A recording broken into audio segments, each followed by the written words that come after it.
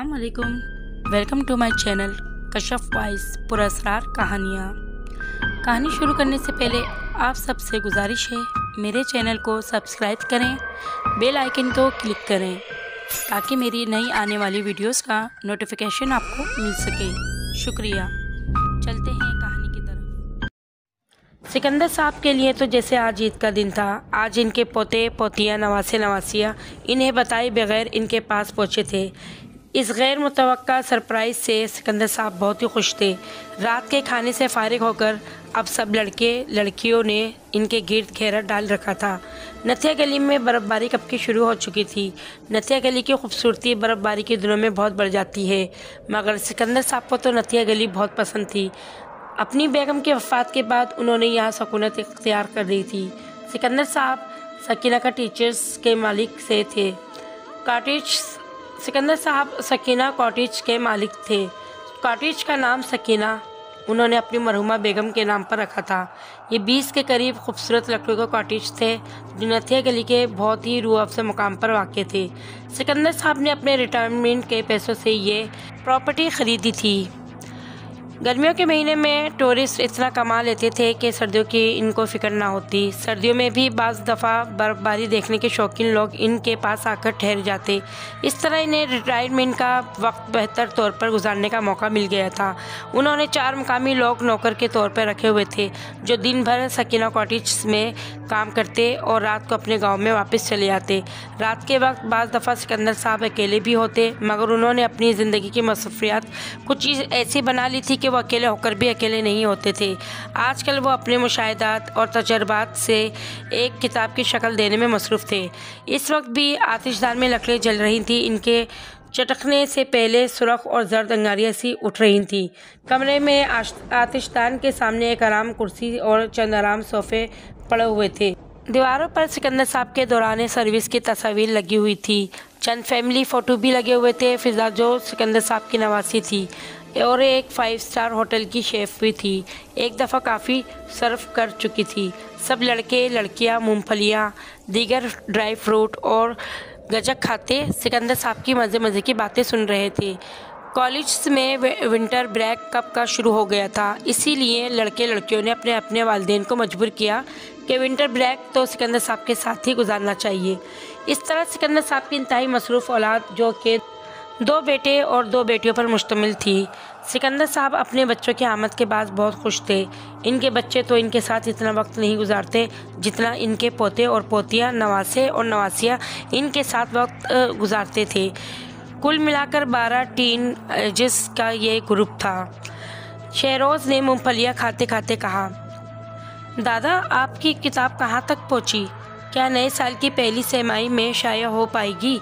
मेरोज़ यकदम बोला, दादू आज तो अपनी किताब में शामिल कोई सच्ची कहानी सुनाए। निम्रा मुस्कुराकर बोली, दादू मैं तो माकुलफुल फितरत मुज़ाहिर पर कहानी सुनूंगी। क्या रूहें, जिन, भूत, चुड़ैलें और इनका वजूद है इस दुनिया में? बाकी सब लोग भी ऊंची आवाज़ में बोले, हाँ आज रात हम सब आपकी कोई सच्ची खौफनाक कहानी सुनेंगे। सिकंदर साहब ने अपनी आरामदेह कुर्सी पर अपने कमर कुर्सी पर पुश्त पर लगाई कंबल अपने इर्द गिर्द लिपेटा और बोले, कहानी तो मैं सुना दूँ मगर तुम्हें यकीन नहीं आएगा। तमाम लड़के लड़कियाँ एक ज़बान बोले, नहीं नहीं कहानी तो हम सुनकर ही रहेंगे। यकीन आने या ना आने का फ़ैसला कहानी सुनने के बाद करेंगे। सिकंदर साहब मुस्कुराए और बोले, चलो बच्चों देखते हैं कि तुम लोग दादू की कहानी कहाँ पर यकीन करते हो या मुझे झुटलाते हो। ये इन दिनों का किस्सा है जब दिनों में मेरी तब्दीली हज़ारा में हुई। मैं आतिश जवान था। जवानी में इंसान बड़ा बेफिक्र और बेखौफ होता है। इसे यकीन होता है कि इसके सामने बेशुमार महावसाल मौजूद है। हालांकि ये ख्याल ही अब खब्स है, भला मट्टी के पुतले की क्या औकात है। बहरहाल इन दिनों में भी लापरवाह और बेवकूफ़ी की हद तक निडर होता था। जब मेरी शहर में आमद हुई तो शहर में खौफ और राज की फिज़ा फैली हुई थी। हर हफ्ते किसी शहरी की एक सरबुर्दीदा लाश मिलती। शहरी खौफ और राज के साए में जिंदा थे। शाम ढलते ही लोग घरों में से निकलते नहीं थे। इलाके के नए एसएसपी होने के नाते मेरी जिम्मेदारी थी कि मैं शहरियों की जान और माल की हिफाजत करूं। मेरे अंदाजे के मुताबिक ये कारगुजारी किसी सीरियल किलर की थी जो अपनी गैर कानूनी सरगर्मियों को छुपाने के लिए आवाम में दहशत फैला रहा था ताकि लोग शाम ढले घरों से बाहर नहीं निकले। इस खून की होली से इसकी नफसियाती बीमारी की भी तस्कीन होती। सरबुरीदा लाशें देखकर मेरा जैसा निडर शख्स भी हिलकर रह गया। सर इंतहाई सफाई से तन से अलहदा किया गया होता था। मज़ीद ये कि कटा हुआ सर खुद सरबुरीदा लाश के हाथ में थमाया गया होता। इस कटे हुए सर की आंखें दहशत से फैली होती थीं। ऐसा लगता था जैसे उन्हें कातिल को देखा है। मैं इस अफरियत से मजलूम शहरियों को महफूज करना चाहता था, लिहाजा मैंने अपनी फ़ोर्स के जवानों को रात में मुख्तलिफ इलाकों में नाकेबंदी पर लगा दिया। कमरे में सकूत का आलम था। नौशाद बेताबी से बोला, नानू फिर क्या हुआ? सिकंदर साहब ने अपना सिगार जलाया और बोले, इस नाके का नतीजा ये निकला कि अगले दिन हमें 2 पुलिस एहलकारों की सरबरीदा लाशें मिली। ये इकदाम पुलिस फोर्स पर डायरेक्ट हमला था। पुलिस फोर्स में बेचैनी फैल गई। पुलिस वाले भी अब रात की ड्यूटी नहीं करना चाहते थे। ऐसे में मैंने अपने दोस्त आईजी मुर्तज़ा अली को बुलवाया। हम दोनों ने मीटिंग की और 4 पुलिस एहलकारों के साथ इसी जगह नाका पे लगा दिया गया जहां से गुज़िश्ता रोज़ पुलिस एहलकारों की लाशें मिली थी। 3 रातें गुजर गई मगर कोई नतीजा बरामद नहीं हुआ। शहर भर में कोई नया कत्ल नहीं हुआ। सब लोग नाउम्मीद से हो गए मगर मुझे पता नहीं क्यों यकीन था कि मुसीबत टली नहीं है। मैं अपने दोस्त के कहने के बावजूद ये नाकाबंदी ख़त्म करने का फ़ैसला नहीं करा पा रहा था। रेशम बेख्तियार बोली, दादू आपको कैसे अंदाज़ा था कि मुसीबत टली नहीं है? सिकंदर साहब ने खिड़की के बाहर निगाहें जमाई और बोले, मैं पुलिस वाला था मगर मेरी छठी हिस्स बहुत तेज़ थी। मेरे वालिद मुझे बचपन से नसीहत करते थे। बस कुछ ऐसा ही था जो मुझे यकीन दिलाता था कि सीरियल किलर आज़ाद है। इस रात सर्दी अपने उरीज पर थी। मैं और मुर्तज़ा नाके पर अकेले थे। चांद भी आसमान पर हर जगह मौजूद नज़र नहीं आ रहा था। धुंध हमारे गिरदोपेश के धुंधलाए हुए हिस्से में थी। अचानक मुझे 2 दरख्तों में लालटेन की रोशनी नज़र आई। मैं और मुर्तज़ा इकट्ठे इस तरफ बढ़े। फ़िज़ा में एक अजीब सा सकूत तारी था। हम मोहतात कदमों से आखिरकार रोशनी तक जा पहुँचे। एक लम्हे के लिए हम दोनों चकरा गए। हमारे सामने सीरियल किलर मौजूद था। एक काले घोड़े पर सवार था। घोड़े के अंग अंग से तवानाई फूट रही थी। इस सवार की वर्दी मुझे देखी हुई महसूस हुई मगर ये वर्दी पुलिस वालों की नहीं थी। इस सवार के एक हाथ में तेज़धार कुल्हाड़ा था। इसके घोड़े की ज़ैन के साथ लालटेन लटक रही थी। इसका चेहरा अंधेरे में था। हम दोनों आंखें फाड़ फाड़ कर इसका चेहरा देखने की कोशिश कर रहे थे। यकदम सवार घोड़े से उतरा और हमारे दिल उछलकर हमारे हलक में आ गए। हम दोनों ने अपनी आंखें मली। सामने का मंजर नाकाबिले यकीन था। घोड़ा सवार का सर बरीदा था। इसका कटा हुआ सर इसके दूसरे हाथ में था। इसके सर और धड़ से खून के कतरे निकल रहे थे। वो एक अंग्रेज़ फौजी अफसर था। मुर्तज़ा ने होल्स्टर से पिस्तौल निकाला। मैंने इसका हाथ दबाया और वापसी का इशारा किया। मैं और मुस्तफ़ा नाके पर पहुँचे तो वो गुस्से से फट पड़ा। यार सिकंदर, वो कोई शोबदाबाज था जो हमें डराना चाह रहा था। एक गोली इसकी टांग पर लगती तो सीधा हो जाता। मैंने सर नफ़ी में हिलाया और बोला, नहीं मुर्तज़ा, ये कोई और ही चक्कर है। मैंने मुर्तज़ा को साथ चलने को कहा और हम दोनों जीप में बैठकर थाने की तरफ चल पड़े। थाने पहुंचकर मैंने सरबरीदा मकतूलीन के फाइलें मंगवाई। मुझ पर एक अजीब इंकशाफ हुआ। मरने वाले तमाम लोग राशि करप्ट अफराद थे। मैं अपने जहन पर जोर डालता रहा कि घुड़सवार की वर्दी मैंने कब और कहाँ देखी है। अचानक मेरी याददाश्त के दरवाजे खुले और मुझे याद आया कि इस किस्म की वर्दियाँ तकसीम हिंद से पहले गोरे अंग्रेज़ फ़ौजी अफसरान पहनते थे। मैंने ये वर्दियाँ मुकामी म्यूज़ियम में बचपन में देखी थी। मुझे यकीन हो गया कि इनमें बेमाना अमवात की कहानी कोई मामूली कहानी नहीं है, बल्कि इसके पीछे कोई बहुत बड़ा राज छुपा हुआ है। अगली सुबह मैं और मुर्तज़ा पब्लिक लाइब्रेरी में गए। मैंने 1946 से लेकर 1940 तक के अखबारात निकाले। तमाम अखबारात में मुझे या मुस्तफ़ा को कुछ नज़र नहीं आया। यकदम मेरी नज़र सदाई मिल्लत के अखबार पर नवंबर सन 1946 पर पड़ी। इसके कालिम का अनुमान था, क्या कैप्टन विलियम बिक गया। इसमें मुझे इस अंग्रेज सरकटे अफसर की तस्वीर नजर आई। 1946 के दिनों में कैप्टन विलियम बरतानवी हुकूमत के चंद नवादरात और सोने के सिक्कों से भरा एक संदूक मुंतकिल करते हुए लापता हुआ। अंदाज़ा यही लगाया गया कि शायद इसका ज़मीर बिक गया था और वह हुर्रियत पसंदों से दरपर्दा मिल गया था। बरतानवी हुकूमत की बेइज्जती न हो इसलिए मामले को दबा दिया गया। यह रिपोर्ट भी किसी जरी मुसलमान कालिम निगार ने लिखी थी, वरना बाकी किसी अखबार में विलियम का तस्करा तक नहीं था। इसकी बीवी और बच्चा वापस इंग्लिस्तान रोते धोते वापस चले गए। कैप्टन विलियम हवा में तहलील होकर किस्सा पारीना बन गया। मैंने फिर पिछले 3 माह के अखबारात निकाले। इनमें अंग्रेज़ी दौर के नवादरात दरियाफ्त होने की खबर मौजूद थी, मगर सोने के सिक्के वालों संदूक का किस्सा मौजूद नहीं था।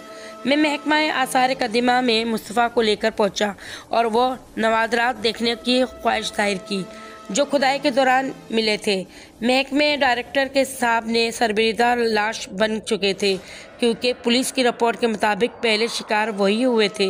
मैंने महसूस किया कि असिस्टेंट डायरेक्टर और इसका पीए बहुत नर्वस थे। वो बार बार होठों पर ज़बान फेरते, इनकी पेशानियों पर पसीना चमक रहा था। इतनी सर्दी में पसीना आने का मतलब यही था कि वो कुछ न कुछ छुपाने की कोशिश कर रहे थे। मैंने मेज़ पर मुक्का मारकर कहा, सोने के सिक्कों से भरा संदूक कहाँ है।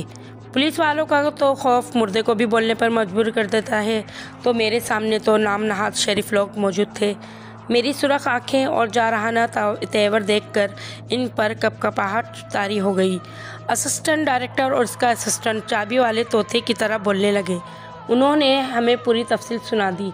इनकी निशानदही पर हम आबादी से बाहर खंडर में पहुँचे, जहाँ से वारदातों का आगाज़ हुआ था। इनकी निशानदही पर मुकर्रर जगह को खुदाई करवाया गया तो हमें सोने के सिक्कों से भरा संदूक और इसके साथ सरबरीदा लाश और इसके कटे हुए सर का ढांचा मिला। हमने संदूक हुकूमत के ख़जाने में जमा करवा के मैंने लाश को ताबूत में रखवा कर कैप्टन विलियम के ख़ानदान से इंग्लैंड रब्ता किया। इसका पोता ये जानकर खुश हुआ कि इसके दादा की लाश मिल गई है और इसका दादा चोर या गद्दार नहीं था। इसकी हिदायत पर कैप्टन विलियम की लाश ईसाई मज़हब की रसूमात के मुताबिक अक़लियती कब्रिस्तान में दफना दी गई। मैं ज़ाती तौर पर तदफीन में शरीक हुआ। पादरी ने बाइबल की आयत पढ़कर मुतवफ़्फ़ी की रूह को सुकून के लिए दुआ की। बहुत जल्द ही कब्रिस्तान से सब रुखसत हो गए। सर्द रात की खनकी बढ़ गई थी। मैंने ओवरकोट अपने गिर्द लिपेटा। तमाम कब्रें चांद की जर्द रोशन में थी, बहुत पुरस्कार और तन्हा सी लग रही थी। सर्दी की शिद्दत में इजाफे के बाद धुंध के मरगोले बने शुरू हो गए थे। मैंने दिल गिरफ्तगी से सोचा, एक ऐसे शख्स जिसको कब्र भी निस्फ सदी के इंतज़ार के बाद मिली, जो सालों से लापता करार दे दिया गया था, जिसके घर वाले इसे बेवफा समझकर लानत मलामत कर रहे थे।